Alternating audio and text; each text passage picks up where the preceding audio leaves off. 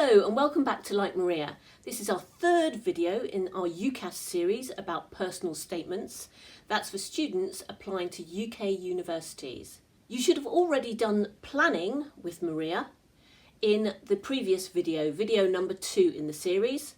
And if you want to know about UCAS statements in general, go to our introductory video. Today we're going to focus on beginnings and endings of the UCAS statement. So after this video, you should be able to start and finish your UCAS statement, just like Maria.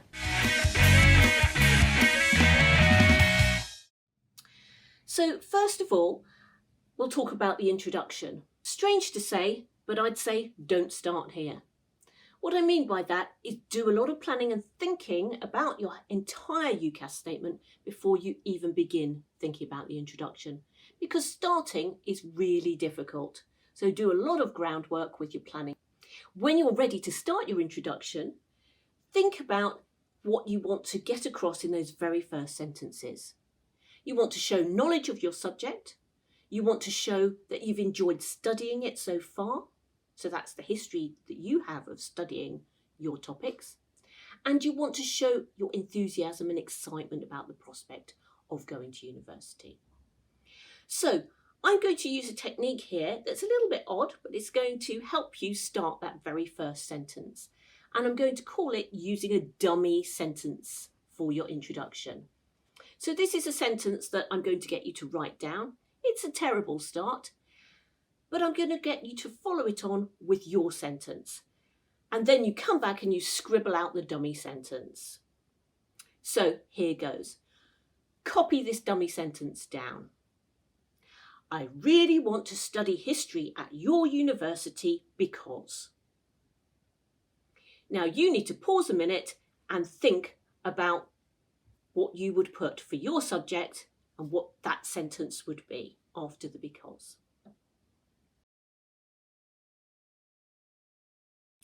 I've got some examples that I prepared earlier.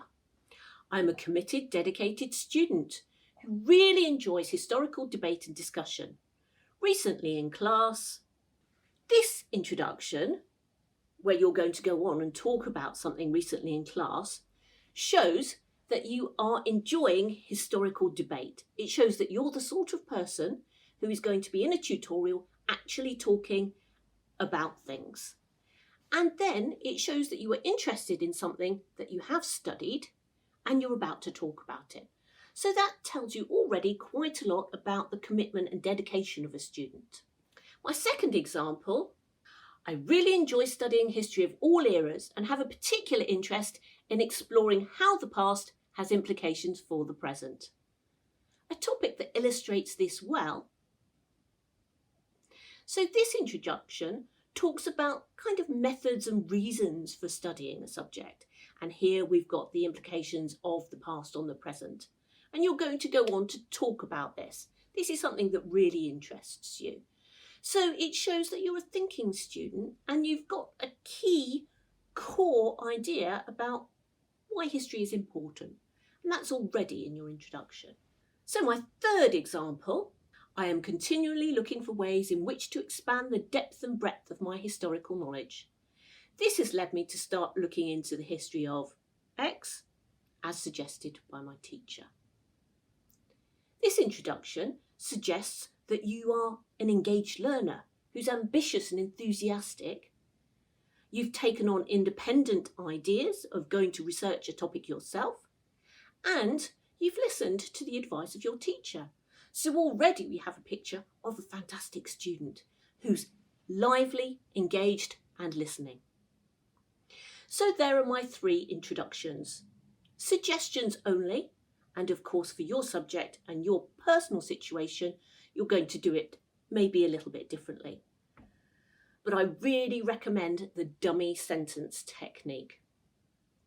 Give it a go. I'm now going to give you a dummy sentence for the end of your personal statement. So we're going to do a similar thing.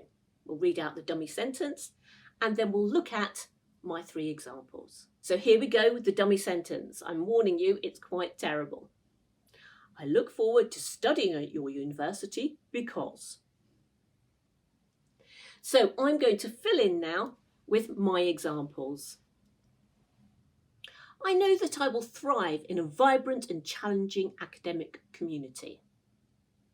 So this ending shows that you're keen to thrive, that you have past experience of knowing what situations help you, and it's also a little bit of a compliment to the university. You're saying it's vibrant and challenging. So that makes whoever's reading it feel good about their institution. My second example, I relish the opportunity to exchange opinions and ideas, and I'm excited about the new ways in which history can be studied. So this one is perhaps picking up on something about the course, if they've got some elements of courses which are introducing new historical perspectives. And it also shows that you're willing to exchange opinions, that you're not just going to study there independently by yourself, but you're going to be an active participator in communications and discussions. My third example, I'm keen to develop specialist areas of interest, in particular to explore how technological advances have developed our ability to analyse historical sources. So this one I think is a particularly useful one. It talks about developing our ability so that you're already placing yourselves as part of a community of people that are studying history. And you are looking at specialist areas of interest that you've already thought about, in this case, the technology. So it shows that you have been pondering what it is that's important to you about the future of your subject. So there we have it, 3 examples of potential endings. Now, of course, yours are going to be quite different, but it's just really important that at the end of that statement, you leave people with a flavour of the sorts of things you believe you can give and also take from the course and from the institution. So I hope this video has shown you how to start and end a personal statement for UCAS, and that now you'll be able to do that just like Maria.